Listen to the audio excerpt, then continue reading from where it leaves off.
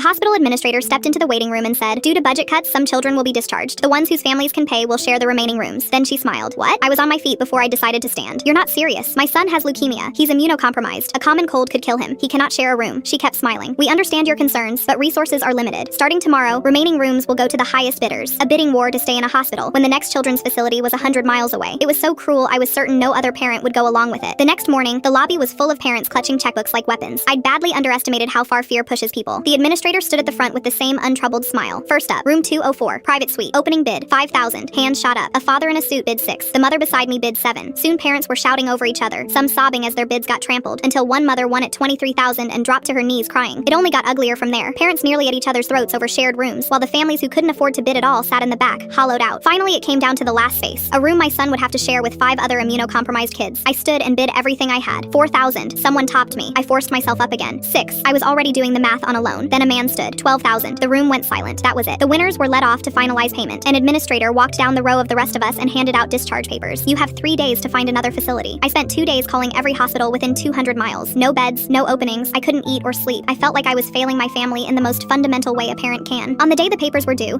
I went back with money. Favors called in, loans from family I'd normally have been too proud to ask, just enough to try to outbid that last man for a shared bed. I came in through the back entrance, and that's when I saw it. Construction crews working inside the rooms they'd told us were closed for budget reasons. Leather couches, a wet bar, a wall-mounted TV. I stopped a passing nurse and pointed. I thought there were budget cuts. She pulled her arm back. I just work here. I circled back through the stairwell, slipped onto the site, and grabbed a rolled-up blueprint off a table. My stomach dropped when I unrolled it. Executive lounge, private gym, spa, all of it going in where 12 children's rooms used to be. They had the money. They just didn't want to spend it on our kids. Here's where I made the choice that mattered, because my first instinct was to bring every furious parent up there and tear the place apart. But I stopped, because a wrecked wing would just get us arrested and hand the administrator a story about unstable parents. A blueprint proving fraud would end her. So I gathered the parents in the lobby and unrolled the plans on the hood of my car. I watched their faces move from disbelief to rage, and instead of a mob, I asked them to do something harder. Document everything. We photographed the blueprints, the construction, the sign-in logs. Several parents recorded statements about the bidding. One mother worked in accounting and knew the hospital had received a huge public donation earmarked for pediatric care. We took all of it, not to a fight, but to a lawyer, a local reporter, and the state agency that oversaw charitable funds. The story broke within a week. Public donations meant for sick children, quietly rerouted into an executive spa. The bidding scheme, on record from a dozen parents. The blueprints, undeniable. The investigation moved fast after that. The court case ran a few months, and the hospital was found guilty of fraud and misuse of donated funds. The administrator got several years. The board that let it happen was cleared out. The donated money was clawed back and spent on what it was meant for. They gutted the half-built spa and turned that entire wing back into what it had always been supposed to be. Children's rooms. Real ones. More of them than before. One of them went to my son. No bidding, no check. Just a bed and a door that closed and a nurse who actually smiled at him. He's in remission now. And every parent who stood in that lobby with me knows the truth. We didn't win by tearing that place down. We won by refusing to be quiet and letting the paper trail do what our fists never could.